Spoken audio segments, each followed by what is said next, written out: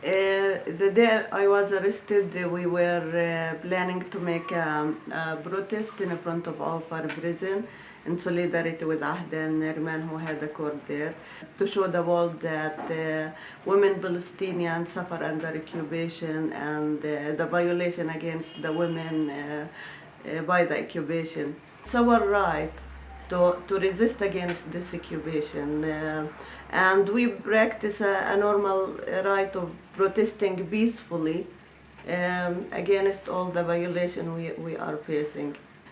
So we were gathering in front of Ofer, and then maybe after 2 or 3 minutes of beginning the protest, we still gathered.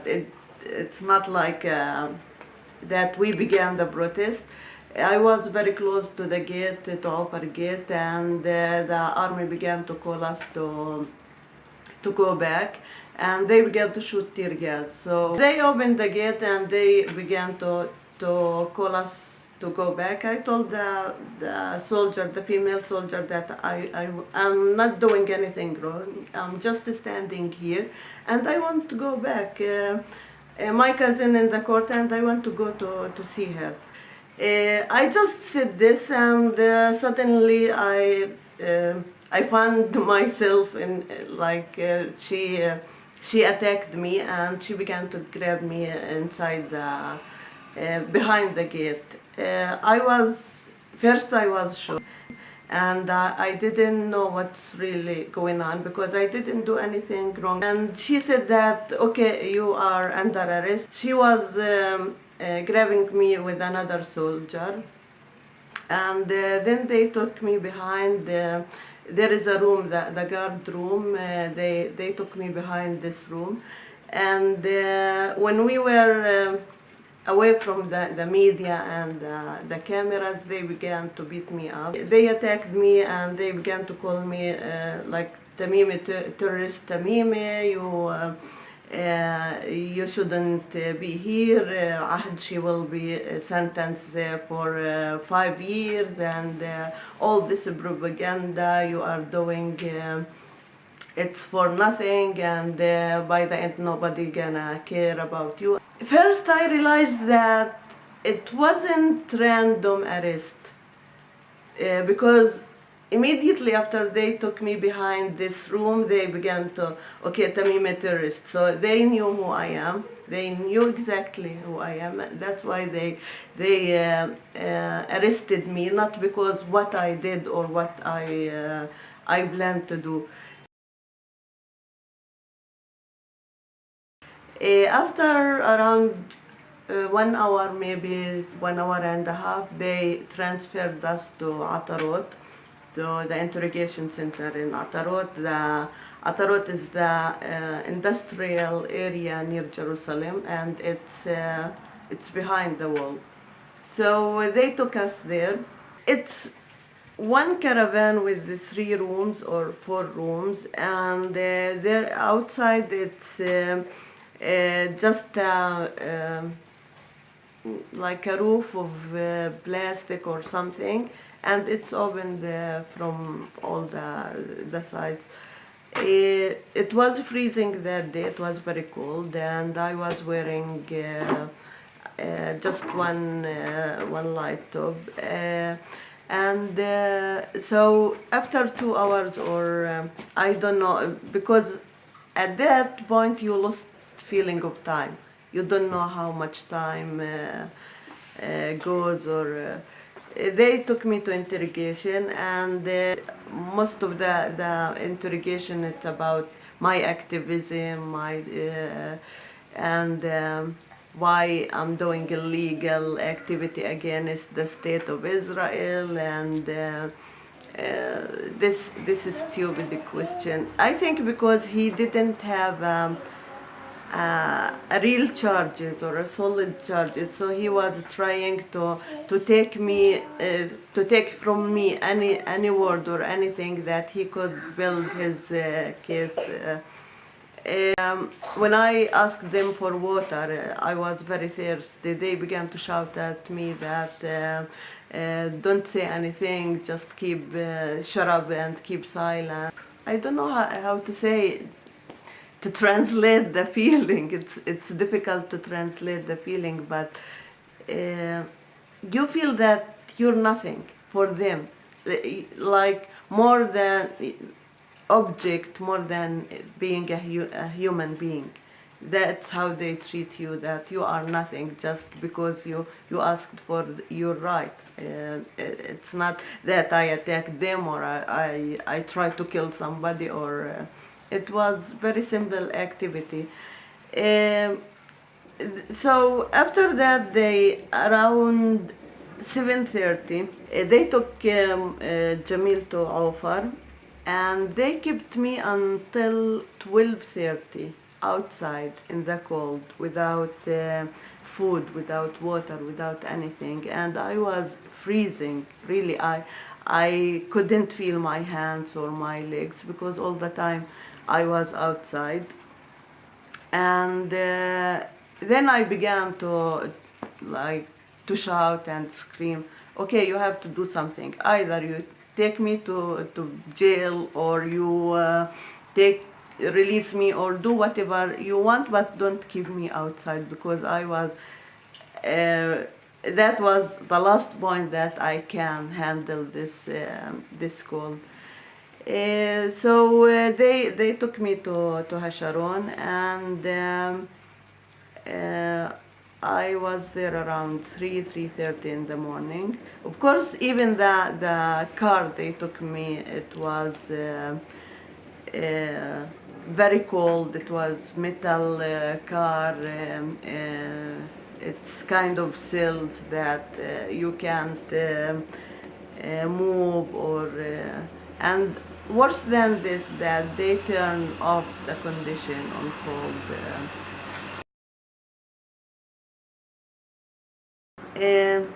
In Haharon, it was crowded, very crowded, and that night I think we were four Palestinian, female Palestinian, who was arrested from different places. So there were no place, and they put me in the cell with Israel Jabis, female Palestinian, who was one, her car was exploded in her face. And there were no beds, so we were. They brought a mattress, and we slept on the ground with the other female who was arrested that night. In the prison, the situation is very difficult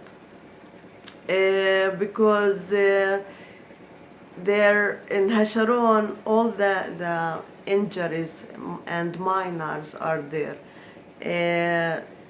I could see that a 14 or 15 years old child suffering from her injury. I stayed there until Monday, when my hearing, and then they wanted to take me to Ofer for the court. Of course, the experience from the transferring experience from one prison to another, it's the worst experience anybody can go through. In the same day, Nariman, Ahed Noor, where also they have a hearing, and at 2:30 in the morning, they took us from Haharon. They took us out. Of course, they searched us. They search us in our way when we are out, or in all the time.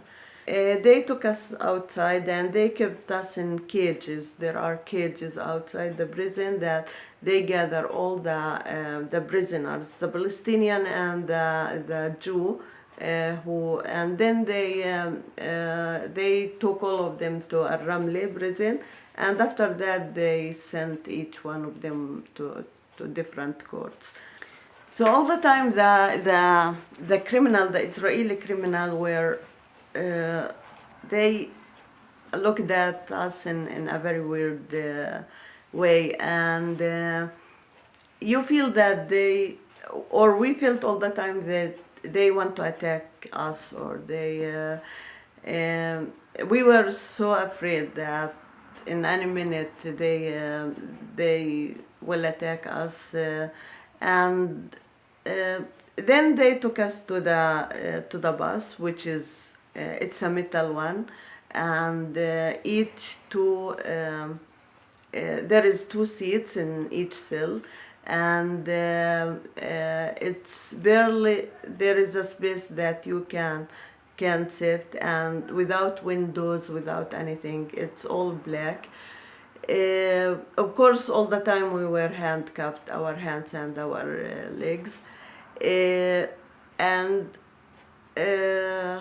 despite the cold, they keep turning on the AC on cold. Then they took us to Ramli. Of course, they kept us in this bus for around 3 hours, and we were very cold, very tired, and they kept us alone there. It's kind of breaking your will, or it's psychological things more than they need to do it or not.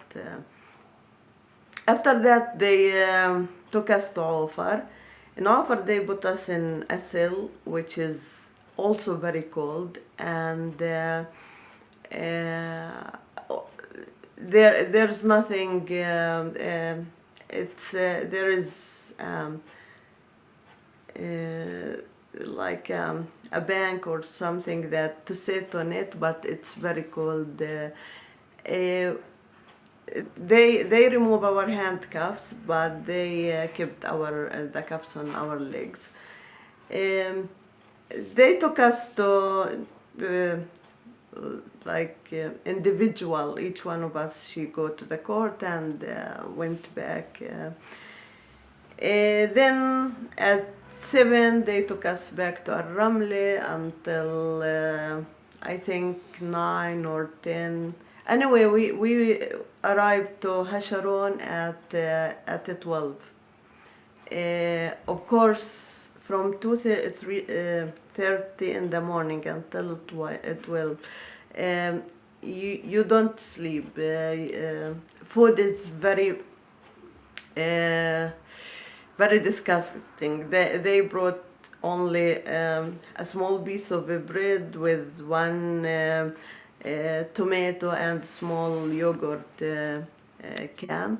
We arrived Haharon. They also put us again in the cages, and I was talking with Noor, and suddenly somebody grabbed me from behind, and he was a criminal, Israeli criminal, and I think he was high at that point because he was acting very strange, and he tried to attack us. So he began to, from the cage, he began to grab me, and of course it was scary.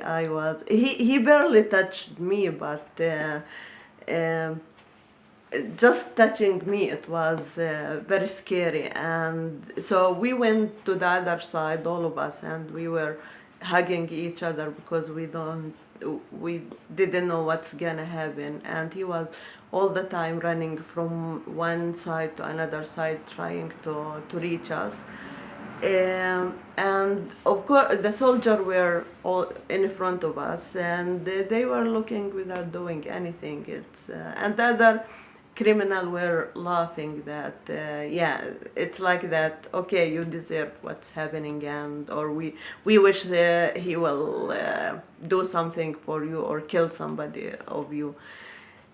We stayed around half an hour, and all the time he was trying to reach us, and we were in the far side of the cage, shaking, especially Noor and Ahed. They were so scared that he could reach us, and then they took us inside the jail. The next day, I began to feel pain more uh, than before. But despite that, I have to stay strong and not doing anything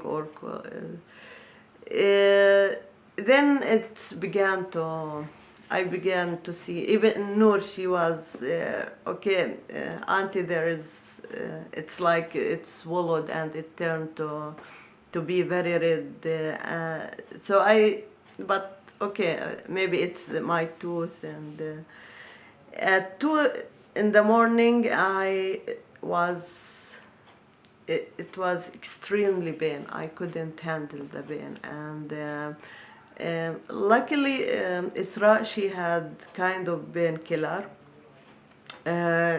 She gave it to me, and I couldn't sleep, but at least the pain was less than before, until 8 in the morning. And at that point, I began to feel like somebody I can't describe the pain, but it was like in the head. And I couldn't stand it. The girl who's responsible for the whole we called it shawish, who's allowed to speak with the prison authorities. And so she took me to the clinic, and the doctor said that there is a bleeding in my they did x-ray, and there is a bleeding from like something like a bunch or something, and the bleeding is inside my cheek. And she gave me antibiotic and medicine, and she said that you have to take it. I went back to the cell, and at that time it was the time that we can go out to the for the walk or for exercises. It's from 11 until 5. I remember that I was speaking with one of the girls. She's from Jerusalem. We were talking about something, and this is the last thing I remember. I fainted, and I didn't feel anything. So then they took me to the cell, and they gave me water, and then I began to throw up the blood. So immediately they took me back to the prison, to the clinic, and the doctor said that I think it's because of the medicine I gave her. It's like strong, or it's maybe not the right medicine to give, or so she didn't give a clear answer.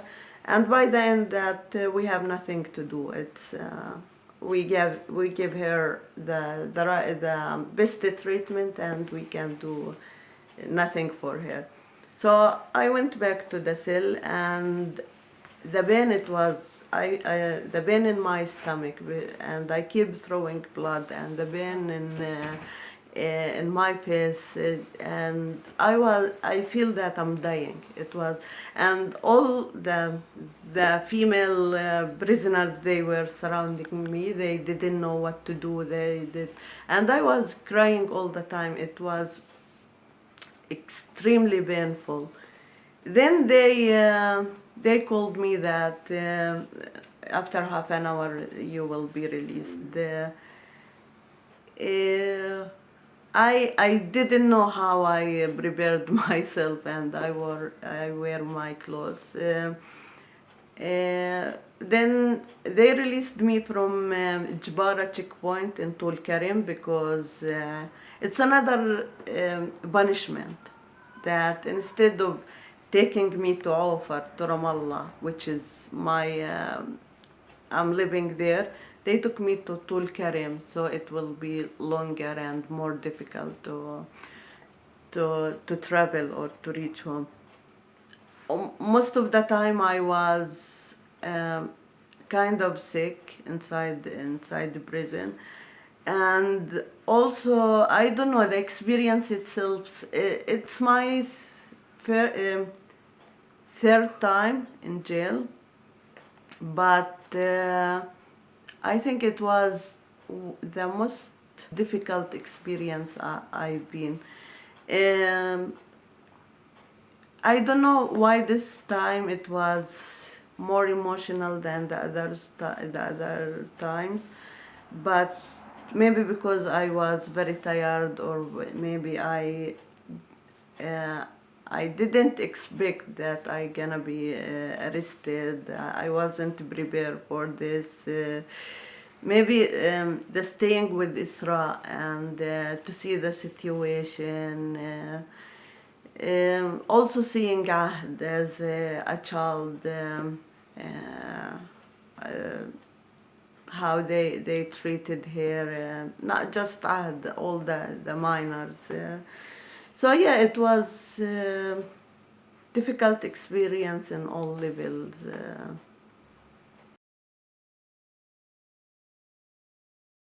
Just when I began to feel that, I began to go back to my normal life. I go back to my work, to my doing my daily things. They arrested Muhammad, my son. So it's still like that, a new thing to worry about, a new. There's no expectation. It's not, that you don't know what's happened with him. I don't know. I know that now he's in a cell, isolated, alone. He suffered from his a bullet in his leg, and he can't handle cold. So I know how cold is the cell, especially if, in Petah Tikba, and how they treat prisoners, how they try to break them from inside. It's the first time for Muhammad in jail. I know he's very strong, and I know that we raised them to be strong under any circumstances. But despite that, you don't know what they are facing inside jail, what ways of interrogation they are using against them. So all the time I'm worried, all the time. I try not to show it, because the way when they come to arrest him, and I saw how Rand and Samir, they were afraid, they were confused, and if you see the video, you can see Samir shaking all the time. And he was saying, I'm cold, that it's not, but I know that he was so scared. So despite everything, I try to stay strong, to not to let the feeling inside me to go outside. And